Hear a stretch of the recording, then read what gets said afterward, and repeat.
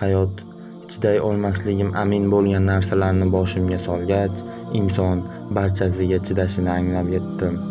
Inson chorasiz qolgach, izlagan chorasi o'zida ekanligini ko'ra boshlar ekan.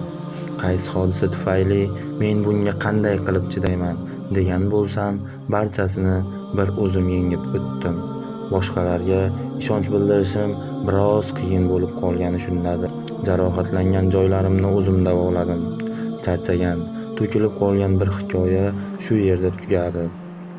Har hikoya baxtli yakunlanmas ekan. Ba'zan shahzodalar o'z malikalarini kutmay, masxarabozlarning yoniga ketishar ekan. Meni bir necha dardimni yanada go'zallashtirganini ko'rdim.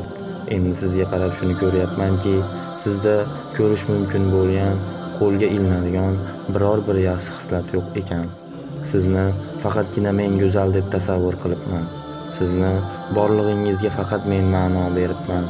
Qizig'i shundaki, men bergan ta'riflarni hech biri sizga to'g'ri kelmas ekan. Ruhi arqonga o'rangan insonga bo'yinbog' taqilmas ekan. Har insonni ham odam deb bo'lmas ekan. Odam bo'lmagan o'zidan ketar ekan.